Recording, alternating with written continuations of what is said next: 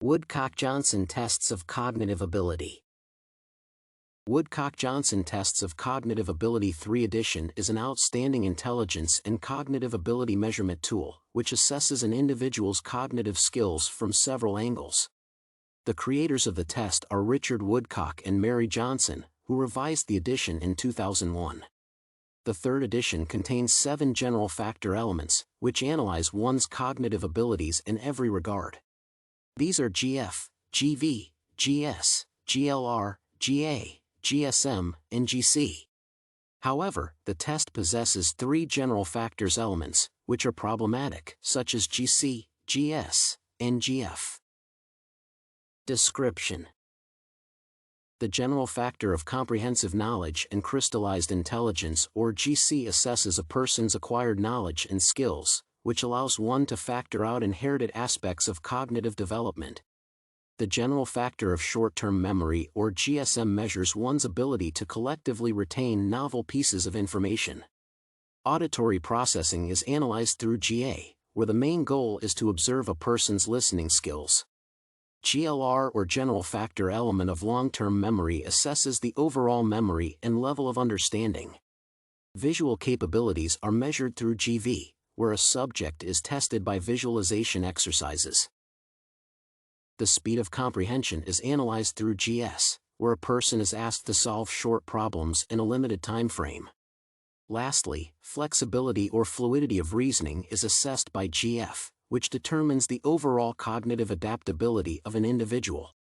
The majority of the mentioned general factor elements are appropriate and reliable for the intelligence assessment. However, some objective pitfalls can be observed in GF, GC, and GS. The latter might fail to be accurate in measuring one's cognitive skills due to issues of generalization and influence. Issues: in the case of GC, the test analyzes a person's acquired intelligence. He or she asked simple questions on the basics of science and general information. The main problem lies in the process of determining these generalities, which might not be based on solid research. The study suggests that a person's interests and subsequently acquired knowledge are primarily shaped by his or her parents. This means that a child from the countryside with parents who are farmers might have more understanding of agriculture and the basics of zoology or botany than a child who grew up in a city.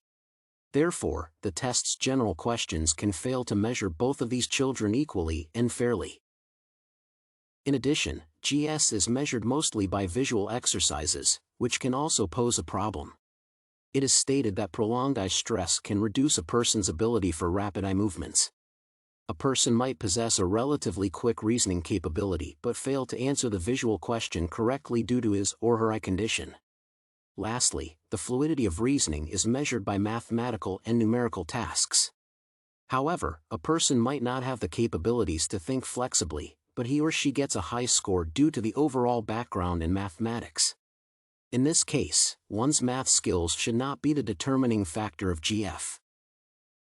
Conclusion: in conclusion, the Woodcock-Johnson tests of cognitive ability 3 edition assesses an individual's cognitive abilities by using 7 general factors of intelligence. The test offers a wide range of visual, auditory, numerical, and reading tasks in order to analyze a particular general factor. However, GF and GS are heavily reliant on particular skills, such as visual and numerical ones. In the case of GC, the test needs a strong scientific basis in order to make generalizations.